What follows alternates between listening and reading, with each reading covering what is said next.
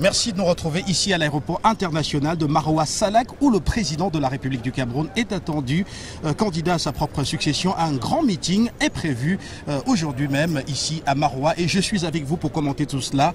Ambassadeur François Bikoro, ambassadeur de la cause panafricaine, vous êtes bel et bien là.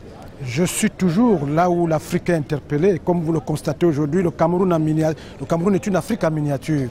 Et là où nous nous trouvons ici aujourd'hui, c'est un jour historique parce que justement en 2011 comme en 2004, le candidat Paul Biya était venu ici pour parler aux populations.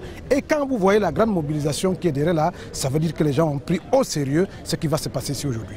Un sérieux qui peut être vu ici, notamment avec les membres de la majorité présidentielle, les soutiens de la candidature du Rassemblement démocratique du peuple camerounais. Dans cette élection, on voit juste derrière nous l'UNDP mobilisé. Les militants sont mobilisés tel qu'on peut le voir à côté des motards qui vont tout à l'heure accompagner le président de la République à sa descente d'avion quand il se rendra donc au centre-ville pour ce meeting. Une mobilisation qu'on peut comprendre quand on voit les investissements du président de la République à travers le programme des grandes réalisations dans cette région de l'extrême nord Cameroun. Mais avant de le dire, comme on le disait tout à l'heure ce matin à la télévision, quand on était en direct, on a bien précisé la position géopolitique de la ville de Maroua.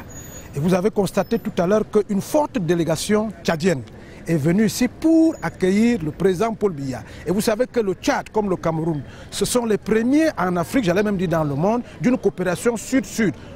À l'extrême sud, avec le pipeline Tchad-Cameroun de plus de 1200 km de trucs, avec la coopération militaire entre les forces armées tchadiennes et les forces de défense et de sécurité du Cameroun, on peut donc se dire que l'enjeu ici est un enjeu d'abord sous-régional avant d'être un enjeu camerounais. Et comme le Cameroun est au fronton de l'entrée de la sous-région Afrique centrale, vous conviendrez avec moi que les populations ici aujourd'hui ont tenu à magnifier cette venue du président candidat parce qu'ils veulent parler au monde pour leur dire ici à Maroua se construit la sous-région Afrique centrale, ici à Maroua se construit la capacité de la force multinationale mixte qui combat Boko Haram, ici à Maroua, c'est l'ensemble des enfants du pays, qu'ils soient musulmans, protestants, chrétiens, animistes, qu'ils soient du nord, qu'ils soient du sud. C'est un foisonnement des peuples d'Afrique que le président de la République va avoir l'honneur d'être reçu aujourd'hui ici là. Et dans quelques minutes, comme vous l'avez constaté, je crois que tout le décor est déjà mis en place, mais il faut quand même le rappeler, au-delà des populations partisanes, c'est-à-dire des partis politiques, vous avez vu que les enfants de l'université de Maroua ont tenu à venir ici, merci, parce qu'à l'époque, on partait de Maroua pour aller fréquenter à Yaoundé, près de 700 km. Les investissements dont vous faisiez allusion tout à l'heure sont au niveau de la formation, au niveau de l'éducation, mais surtout des investissements de souveraineté, les routes, les aéroports, l'eau, l'électricité, tout cela est à foisonnement ici, mais ce n'est pas uniquement pour cela que Maroua a tenu à réserver un accueil chaleureux au président de la République. Maroua veut parler au nord-ouest et au sud-ouest, Maroua veut parler à Yaoundé, à Douala, à Bafoussam, Maroua veut parler à l'ensemble des 9 candidats. Nous sommes le centre de la République, il vaut mieux continuer avec nous parce que nous on a déjà donné ce qu'on a donné à la République en termes de frustration.